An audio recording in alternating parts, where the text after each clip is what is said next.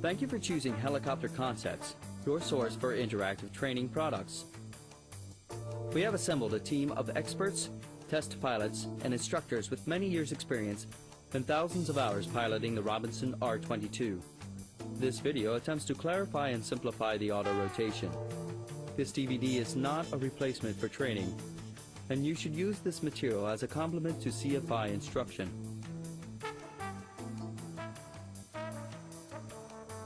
Our goal is to provide an easy and entertaining source of reference for beginning and advanced pilots.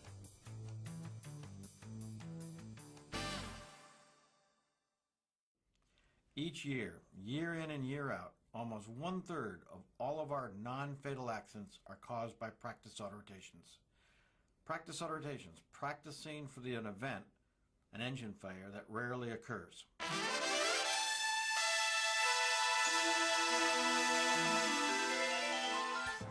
According to the August 2005 National Transportation Safety Board probable cause reports, there was only one engine failure in the Robinson R22 for January 1999 through December 2003.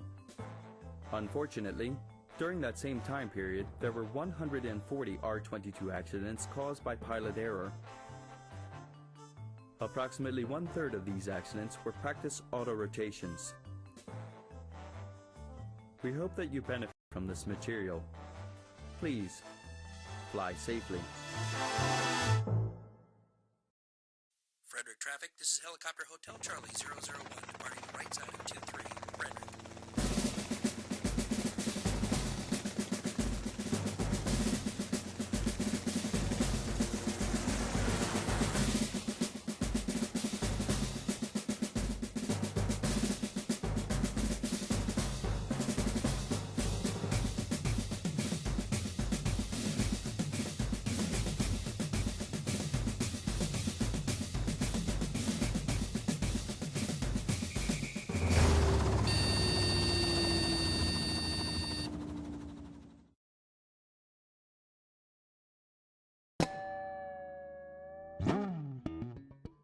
In normal flight, the engine provides the energy to drive the rotor system. In auto rotation, we use kinetic and potential energy to power the rotor system instead of the engine.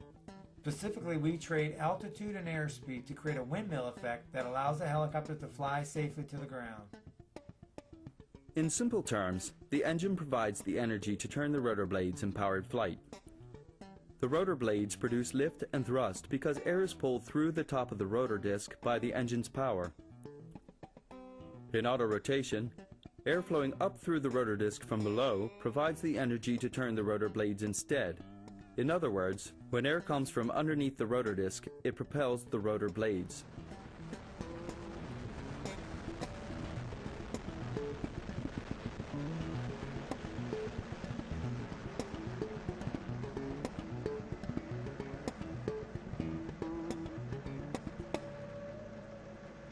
When the engine initially fails and you have to enter auto rotation, the proper procedure is down collective right pedal, aft cyclic to bring the nose up a little high. Because when the engine quits, the nose wants to descend. When you go down collective, the nose wants to drop also.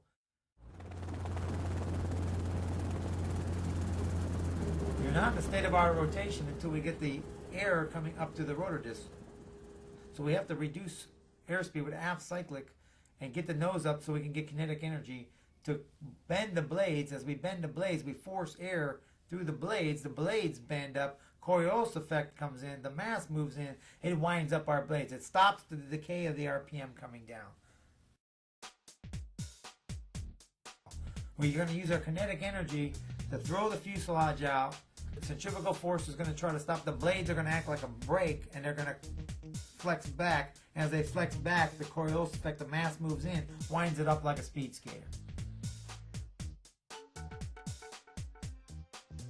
We're going to use our kinetic energy to throw the fuselage out there. Centrifugal force is going to try to stop. The blades are going to act like a brake and they're going to flap up. And as they flap up, that's Coriolis effect, as the mass will move in and your RPM is going to go up. The difference is if we push the cyclic forward, the mass will move out, our RPM will tend to come down. So when we're trying to maintain 60 to 70, as we're moving the cyclic forward and back, our RPMs are going to go up and they're going to come down. As we pull the cyclic back, our RPMs are going to come up. As we push it forward, our RPMs are going to come down. So it's kind of critical that you maintain a 65 knot attitude is what the recommended airspeed is as per the Robinson flight manual.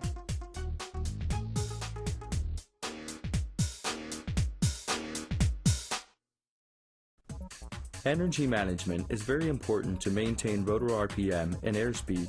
As you can see here, both kinetic and potential energy provide the power required to successfully complete the auto rotation.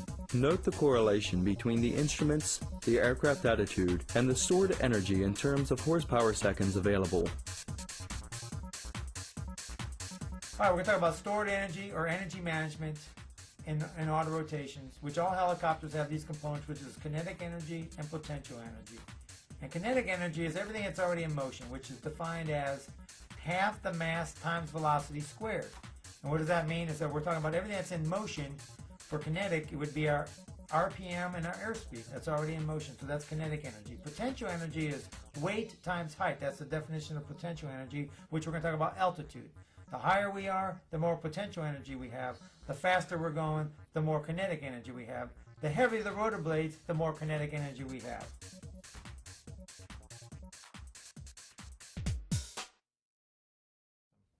So there's two types of rotor systems, high inertia rotor systems and low inertia rotor systems. The Robinson R22 is considered a low inertia rotor system. It has less blade mass compared to a high inertia rotor system.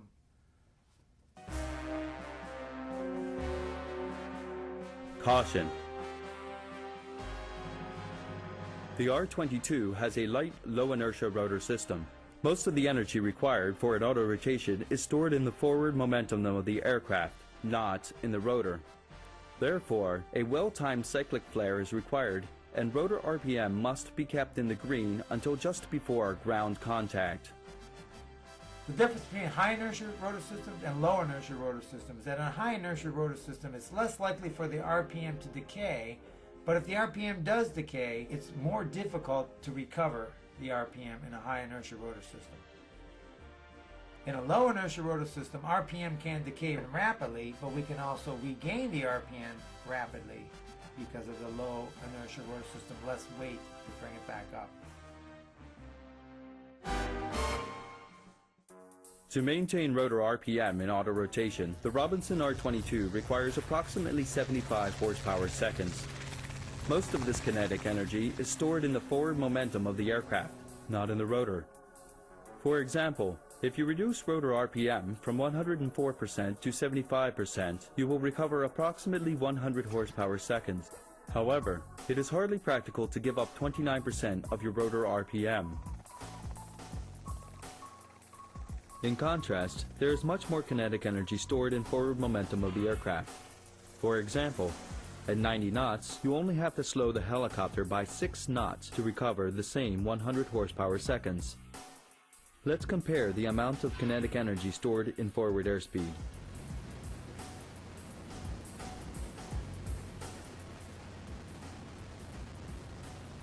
In the example shown here, you can recover 100 horsepower seconds if you reduce your airspeed from 90 to 84 knots.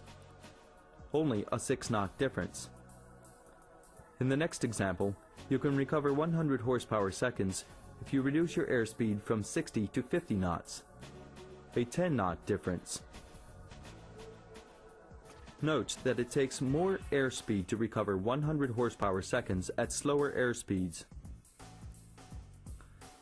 Finally, you can recover 100 horsepower seconds if you reduce your airspeed from 32 to 0 knots, a 32-knot difference. Another method to recover 100 horsepower seconds can be found in our potential energy. For every 46 feet we descend, we gain approximately 100 horsepower seconds.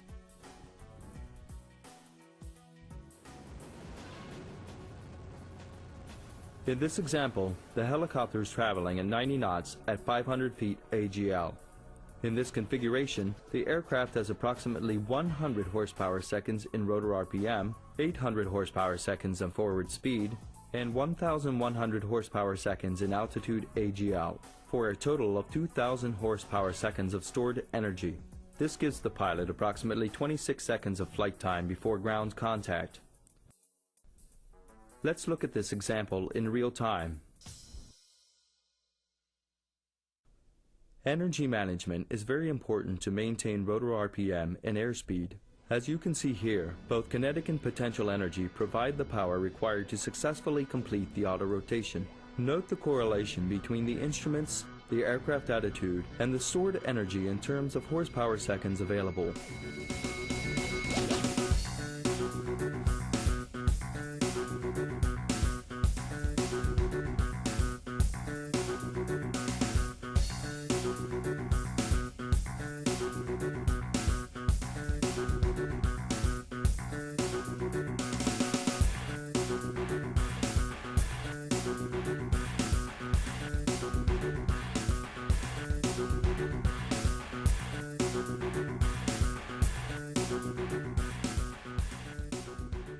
In the next example, the helicopter is traveling at 60 knots at 100 feet AGL.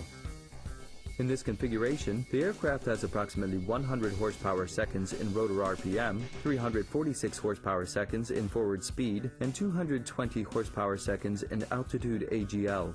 This gives the pilot approximately 9 seconds of flight time before ground contact. Let's look at this example in real time. Here, you can see the same energy management techniques in action. However, there is less stored energy available in this flight condition than the previous example.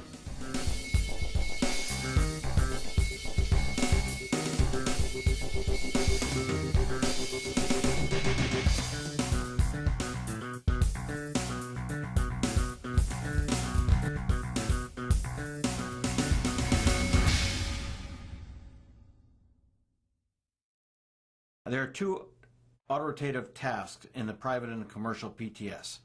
One is called the simulated engine failure from altitude, which we commonly refer to as a forced landing or a throttle chop. And in this particular maneuver, the purpose is to teach the student how to respond to an engine failure, how to recognize it, how to properly react to it, how to select the landing area, and then begin to maneuver towards it.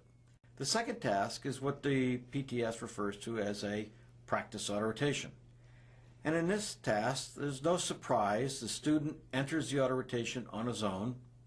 And the purpose of this is to teach the student the elements involved in an autorotative descent and landing.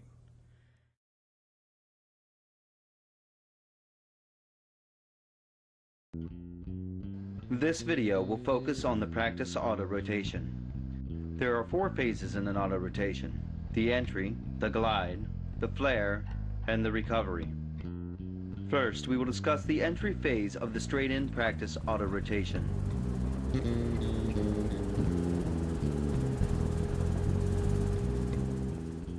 This is a practice auto rotation, so we want to make sure that we do a cockpit check before we get to the entry point. And the cockpit check would be make sure your gauges are green, warning lights are out, fuel's good, full carb heat, and we're ready to go.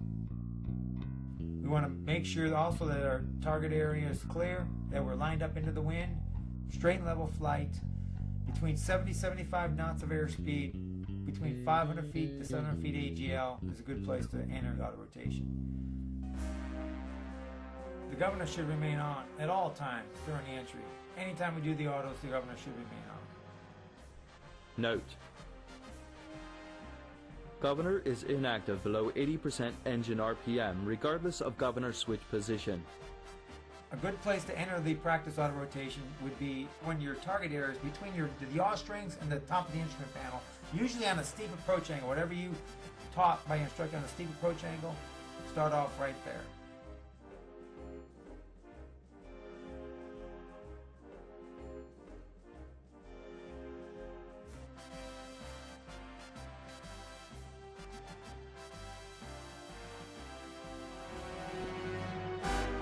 And what we want to do is we want to enter the auto rotation. Enter the auto rotation by down collective all the way down to the stop without rolling the throttle off. Down collective till the stop. Right pedal to keep it in trim. Aft cyclic to keep the nose from dropping. So it's down collective, right pedal, aft cyclic all at the same time. Down collective, right pedal, aft cyclic. The entry is down collective, right pedal, and aft cyclic, all at the same time. When we've got our target area in sight, we got our glide slope in sight when we want to enter, we're going to start off with the entry with smoothly but firmly get the collective all the way down to the stop. Caution. Catastrophic rotor stall could occur if the rotor RPM ever drops below 80%, plus 1% per 1,000 feet of altitude.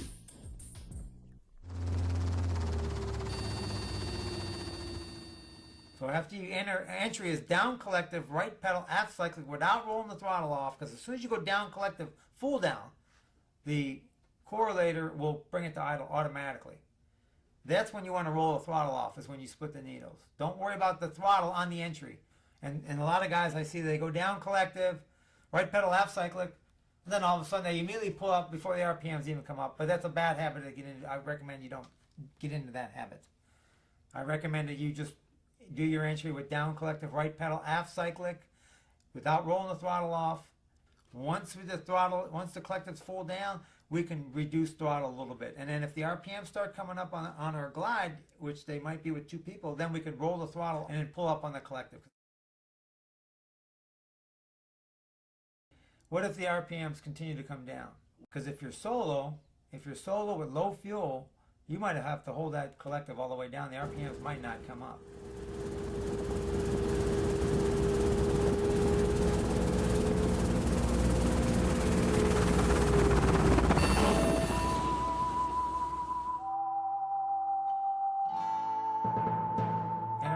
Rotation by down collective all the way down to the stop without rolling the throttle off, right pedal to keep it in trim, aft cyclic to keep the nose from dropping. We want to enter with full down collective, right pedal, aft cyclic, all at the same time, because as soon as we go down collective without the right pedal, we're going to take the torque off the fuselage. It's going to want to go to the left.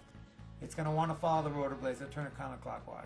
So we want to, if you don't do that, it's going to yaw to the left. So we want to smoothly, we're practicing auto rotations. This is practice auto rotation. So we want to make sure that you down collective, all the way full down, all the way to the stop, right pedal, aft cyclic, all at the same time. But what happens if you go down collective without pulling back on the cyclic a little bit? What happens when you take power away? You push down collective or you reduce power, the nose wants to dip. So we don't want that to happen. So we want to go down collective, right pedal to correct for the yaw, aft cyclic to keep the nose from dipping down or falling below the horizon. As soon as you go down collective, the correlator will kick it to idle. The needle should split. Then you want to roll the throttle off at that time. Once you got that, that would be your entry. Now you're in auto rotation. The helicopter's coming down. And we are in the glide configuration now. We're talking about number 2 is the glide.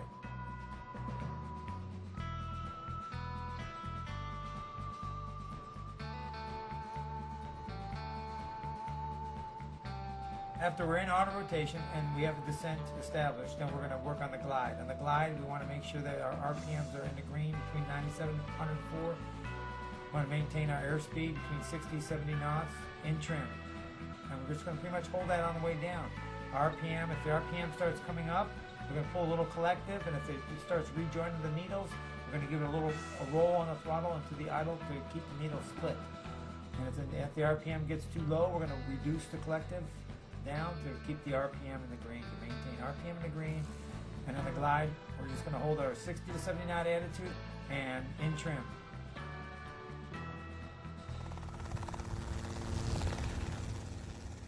When we descend below 100 feet AGL, we want to maintain aircraft alignment with a slip. A slip is if we have a slight crosswind and we have it in trim, we want to take it out of the trim and line it up with our direction of travel. And then we're going to slip it so we're straight. If the skids hit the ground, we're going to make sure that we're going to hit straight. When we start descending below 100 feet AGL, we want to maintain our ground track. So if you have 65 knots, if we're at 65 knots and the RPM is going up, we pull up on the collective. If your RPM is decaying, coming down, you go down on the collective slightly. We don't want to make heavy collective movements, so just slightly down collective, slightly up collective, as needed to maintain the RPM in the green so we can get ready for our flare. as we move the cyclic, as we try to gain our airspeed or reduce our airspeed, we are going to, our RPMs are going to go up or go down. As we pull back, our RPMs are going to go up, which is going to cause the blades, we're going to force more air through the blades, which is going to cause the blades to cone up, which is going to Coriolis affect, the mass will move in and wind them up. And same thing as when we get too slow on our airspeed, we want to push the cyclic forward, we're going to drop the nose of the helicopter. As we drop the nose of the helicopter, we're going to take the Coriolis effect out of it, and the mass is going to move out, and our RPM is going to come down. And the way to control that is that we've got to maintain 65 knots. Try to maintain our attitude with a 65 knot attitude. So try to limit your cyclic control as much as you can. The more forward and aft you play with that cyclic, the more your RPMs are going to go up and down. Same thing with the collective. Your RPMs, if you got 65, you got a 65 knot attitude, and your RPMs are coming down, then what we want to do is we want to lower the collective to maintain RPM in the green. And if the RPMs are coming up, we're going to go up collective slightly. We don't want to chase it. We don't want to pull too much collective and have the RPM droop and then jam it down and have it come back up and start chasing it all down. Because as you move the collective up and down, your nose is going to drop up and down too. Because we're decreasing pitch. As we decrease pitch, the nose will drop a little bit. As we add pitch, it's going to come up a little bit. And so that's going to mess up your RPM. So the best thing is to find your nice glide, 60 to 70 knots of airspeed, RPM 97 to 104.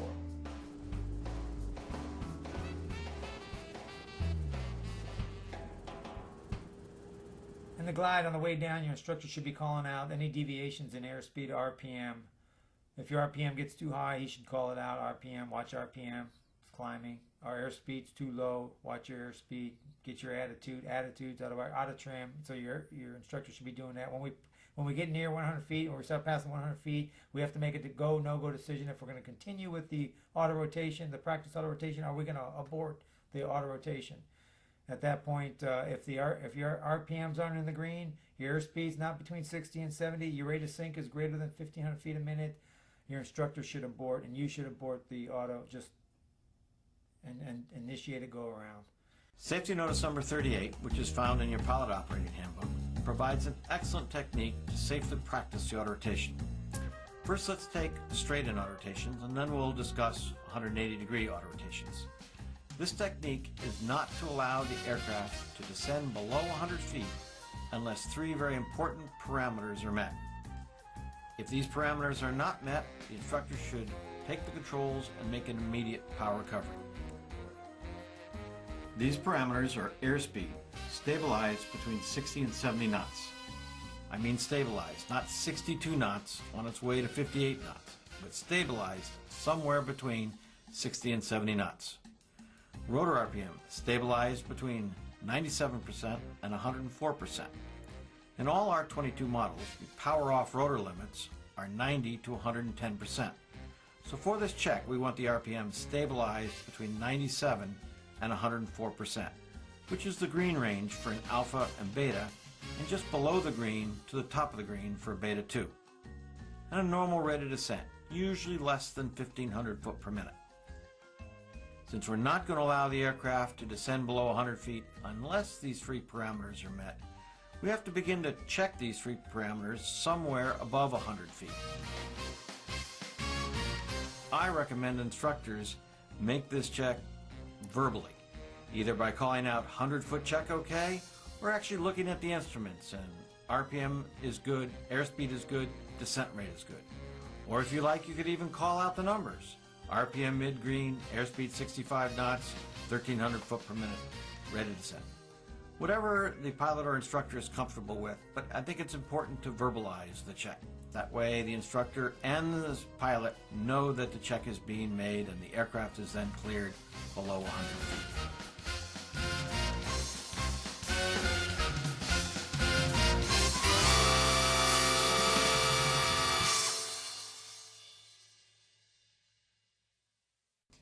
If the auto rotation is being practiced above 4,000 feet density altitude, then the aircraft should not be allowed to descend below 200 feet, and the check should be made somewhere above 200 feet to ensure that there's enough altitude to make the power recovery should it be necessary.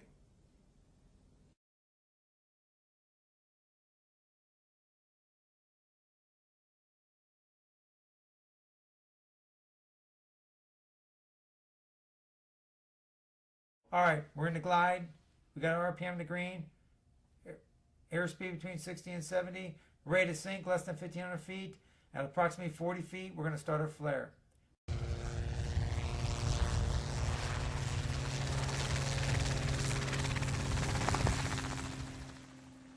All right, we're in the glide.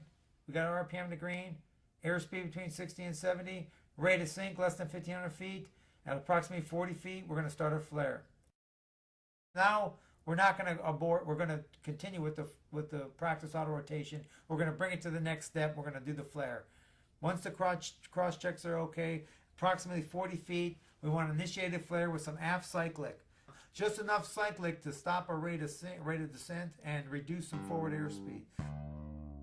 I like to see as we initiate the flare, so we don't balloon up and we don't hit the ground, is a nice gentle flare while continuing to flare until we're ready for the power recovery. I tell my student, look outside, don't worry about the gauges now, because a cross check is okay. Approximately 40 feet, gently start to flare with some aft cyclic, and that's going to reduce our forward airspeed and decrease our rate of descent. When we flare, I like to see the RPM in the yellow when we flare. And that's what I like to see. I like to see the gentle aft cyclic when we flare. Not too much to balloon up and not too little so we continue to hit the ground. I like to see a gentle flare, and as we flare, I want it up to about 106%, 107%. Because I don't want the flare and then the RPMs just to sit there. Because as soon as we stop flaring, you're not G-loading the blades, you're not coning the blades, and your RPM is going to start coming down. And then all of a sudden, that's not going to set us up for the power recovery.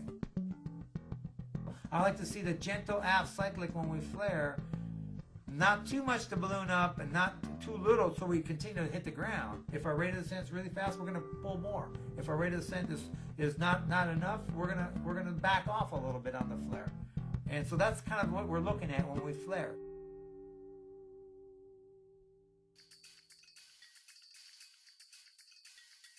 Once we initiate the flare, all your RPM controls with your cyclic. If the RPMs are going too high, the only way to stop the RPM is with some gentle forward cyclic. The RPMs will immediately stop, and as soon as they stop, you can continue flaring again.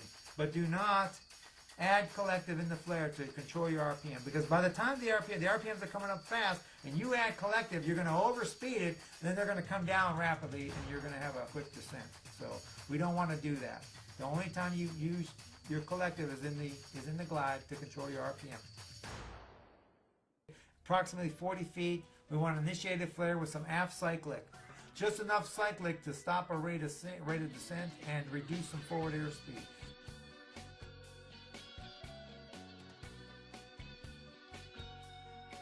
Some of the things that affect the flare are going to be your entry airspeed, your gross weight, the temperature outside, the wind. All that stuff's going to take effect. Every auto rotation is different. I tell you, like every snowflake is different. There's not two alike. Every auto rotation is different because you come down different airspeeds. You got your RPM different, so it's going to require a different kind of flare on each one, and you just kind of feel it.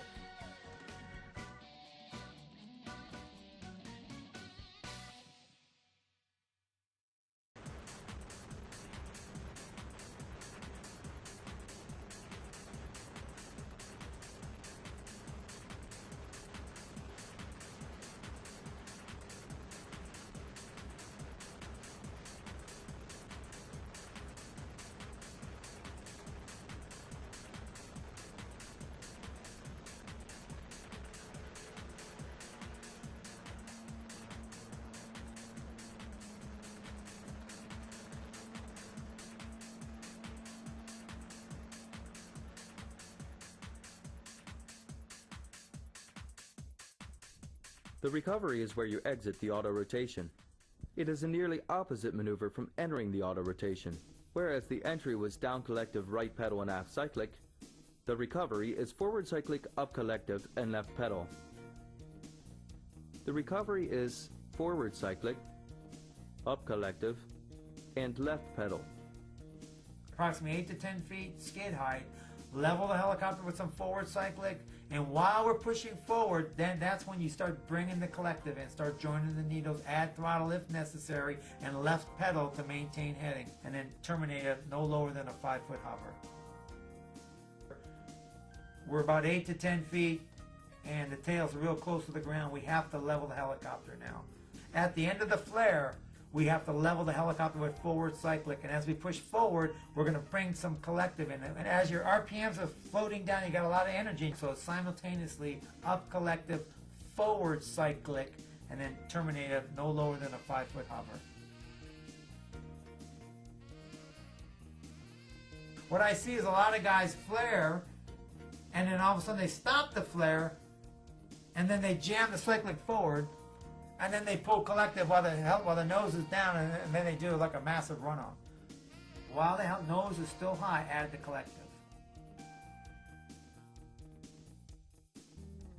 Since we start leveling the helicopter, adding collective, maintaining our heading with the left pedal, we're going to need a little bit of left pedal. We want to terminate to a 5-foot hover, no lower than a 5-foot hover. If needed, we're going to bring it all the way down to the ground if the engine doesn't come on. Be prepared to touch ground straight and level. Approximately 8 to 10 feet skid height above the ground. We're going to start pushing the cyclic forward to level the helicopter. Just prior to the nose becoming level, we want to start adding the collective at this point. And if needed, we'll roll on some throttle to maintain RPM. We'll add the collective, simultaneously leveling the helicopter, left pedal, because we're adding collective. We don't want any yaw because it's going to yaw to the right. So we want to make sure that we add the pedal, keep it straight.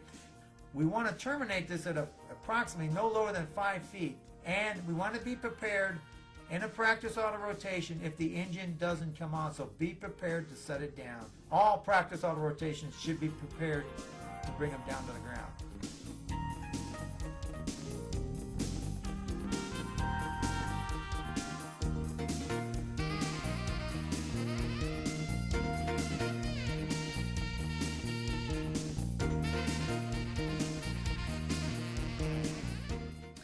A high percentage of training accidents occur after many consecutive auto rotations.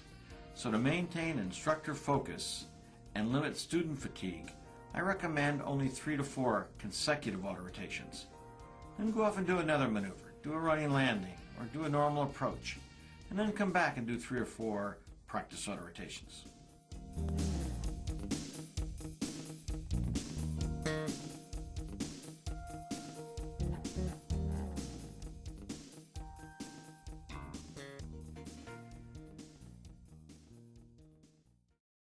The 180-degree practice auto rotation causes most of our practice auto rotation R22 accidents.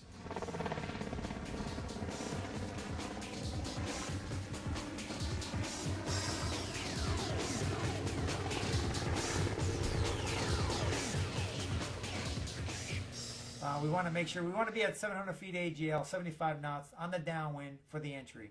We want that extra 200 feet because on the straight end we could do it at 500 to 700 feet on this one. But this one, you should be at 700 feet because when we make the turn, you're going to lose a lot of altitude quick. So we start them up a couple hundred feet higher for the 180 auto. So on the entry, compared to the straight end, definitely be at 700 feet, 75 knots on the downwind. We want to do our, our cockpit check, gauges green, warning lights out, fuel, carb heat on, 75 knots, 700 feet AGL. When we are beam our target area on the downwind, 75 knots, 700 feet AGL, that's when we want to enter the auto rotation. And we want to do everything the same as before. It's down collective, right pedal, aft cyclic. And don't start your turn till the RPMs start coming up. If the RPM's coming up, control your RPM, then immediately start the turn.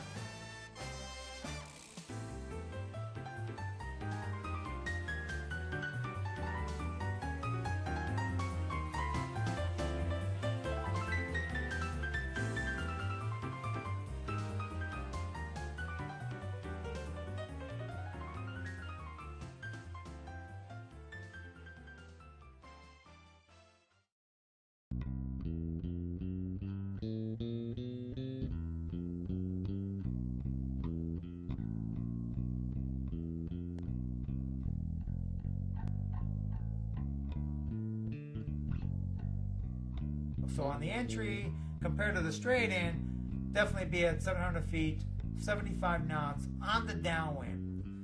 And don't start your turn till the RPM start coming up. If the RPM's coming up, control your RPM, then immediately start to turn. You start your turn, gentle turn. Don't want to do too steep of a turn. Too steep of a turn, you start losing a lot of lift and start falling rapidly. That's a common error. Once the glide is established, we start our turn. As we're in the turn, you're going to put some G loading on the blades. You're going to cone the blades. Coriolis effect is going to happen. Your RPM is going to wind up in the turn. So we need to control that with some up collective. And as we make the turn, prior to 100 feet AGL, we should be level flight and lined with our touchdown zone. But then as all that collective that you had in the turn now, as soon as you level off, there's no more G forces, G loading on the turn, so the blades are going to come out. Your Coriolis effect is going to be opposite. Your mass is going to move out. Your RPMs are going to come down. So as we roll out of that turn, we have to remember to reduce the collective to maintain the RPM in the green. The 180-degree practice auto rotation causes most of the practice auto rotation R22 accidents.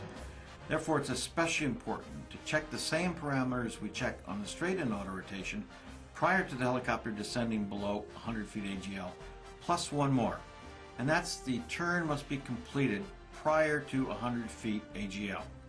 So the four parameters we'll check on the 180-degree auto are airspeed, stabilized between 60 and 70 knots, rotor RPM stabilized between 97 and 104%, a normal rate of descent, usually less than 1,500 foot per minute, and the turn should be completed prior to 100 feet AGL. Of these four parameters, I feel rate of descent is perhaps the most important.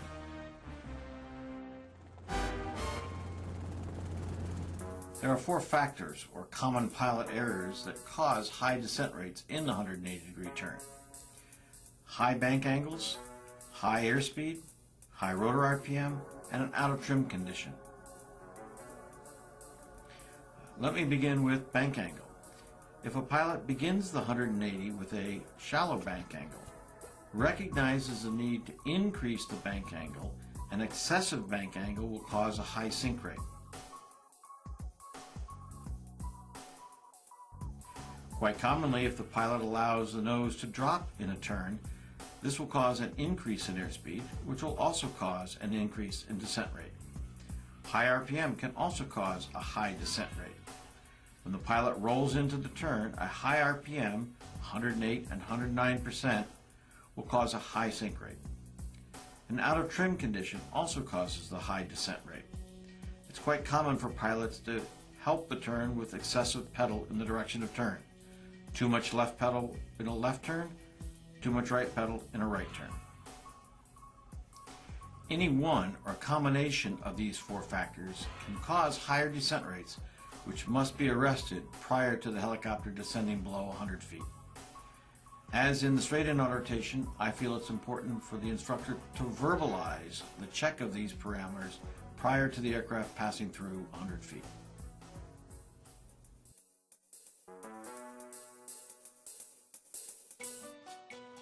So the four parameters we'll check on the 180-degree auto are airspeed, stabilized between 60 and 70 knots, rotor RPM stabilized between 97 and 104%, a normal rate of descent, usually less than 1,500 foot per minute, and the turn should be completed prior to 100 feet AGL. If these parameters are not met, the instructor should terminate the auto rotation and initiate an immediate power recovery. Since the idea is not to let the helicopter go below 100 feet unless these parameters are met, the check of these parameters has to be done above 100 feet. I recommend instructors make this check verbally, either by calling out 100-foot check okay, or actually looking at the instruments, and RPM is good, airspeed is good, descent rate normal, usually less than 1,500 foot per minute, and the turn is completed. If these four parameters are met, we can continue past 100 feet.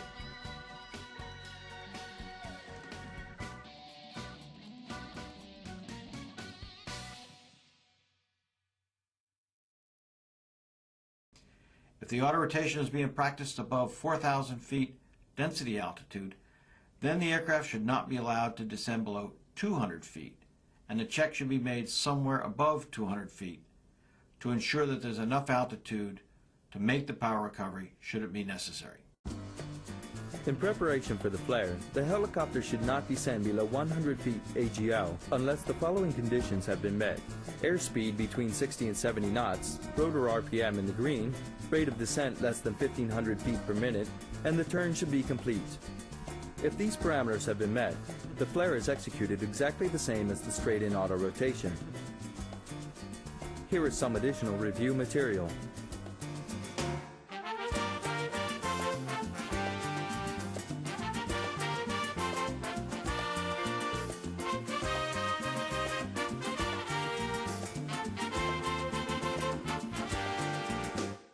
Approximately 40 feet, we want to initiate a flare with some aft cyclic. Just enough cyclic to stop our rate of descent and reduce some forward airspeed.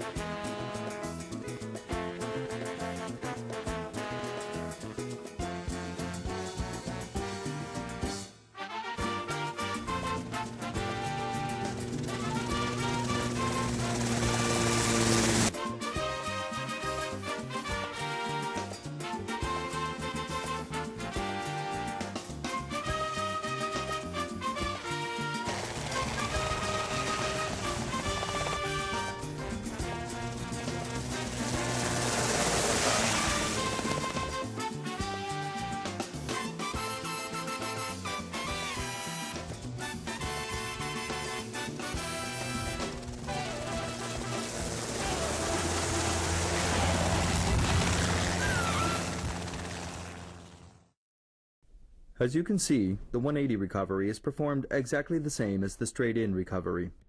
Here is some additional review.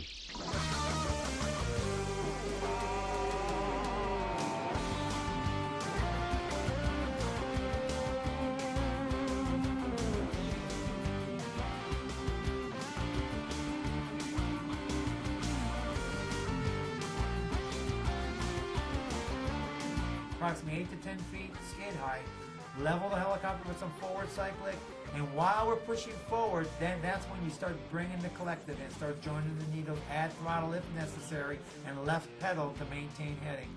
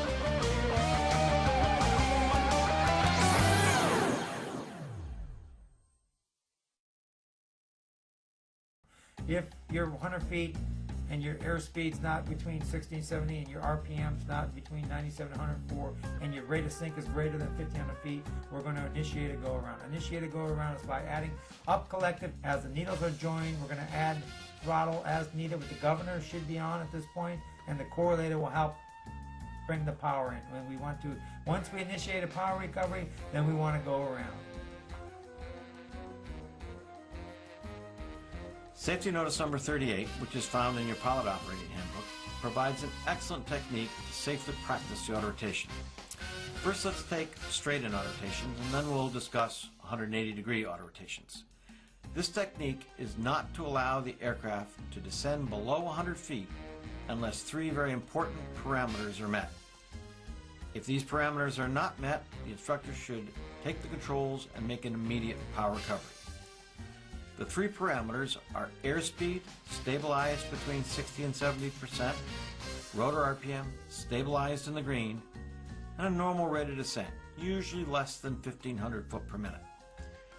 Now for the 180-degree auto rotation, we're going to add one additional parameter, and that is that the turn must be completed prior to 100 feet.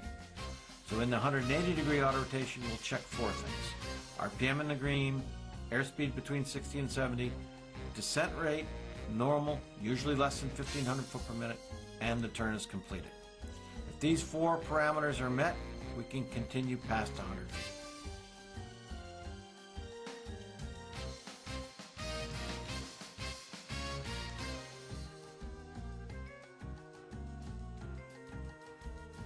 Now the thinking of this 100-foot check is if the student arrives at 100 feet and either the RPM, the airspeed, or the descent rate is not right, the mistake was made at higher altitudes. Too many of these accidents are caused by the instructor jumping on the controls below 100 feet and trying to salvage this already deteriorating situation, and never quite catches up to the helicopter. This might show the student what a good pilot you are, but it doesn't really teach the student anything. The student's mistake was made up at altitude by allowing either the descent rate or RPM or airspeed to go outside of the parameters. That's where the instructor must go to fix the problem. So the discipline that we'd like to instill into the flight instructors is that if these parameters are not met by 100 feet, the flight instructor takes the controls, not continues the auto rotation or not tries to fix the auto rotation, but takes the controls and immediately comes in with power and terminates the maneuver completely.